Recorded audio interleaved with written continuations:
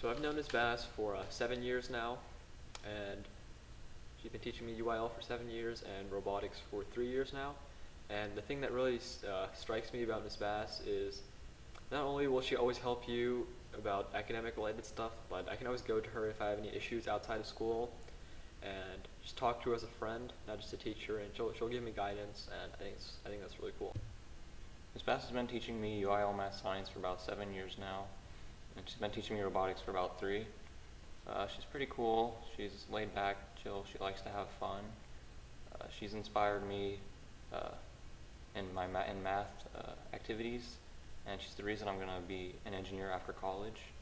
She likes to help out anyone, no matter who it is.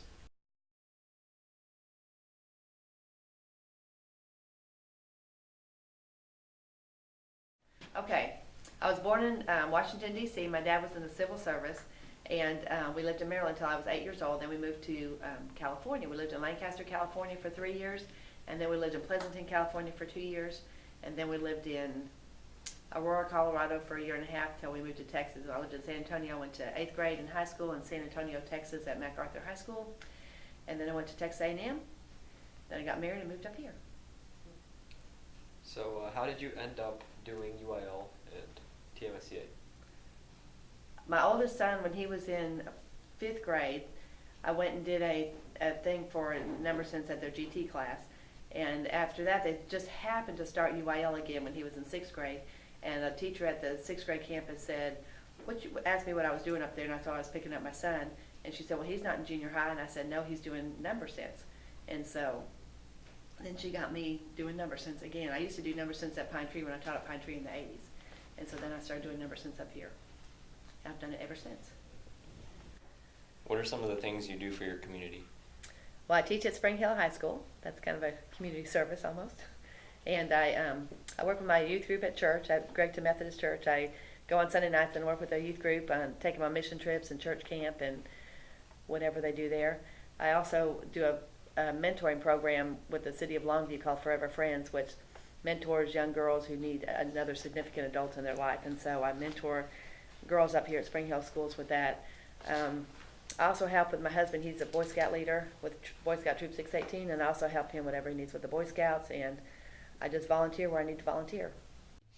What inspires you to do so much community service?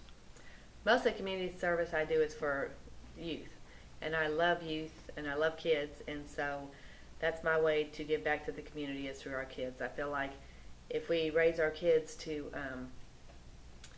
be good citizens and to love life and love what they do and love God, then hopefully that they'll grow up to be productive, wonderful adults and will give back to their community as well.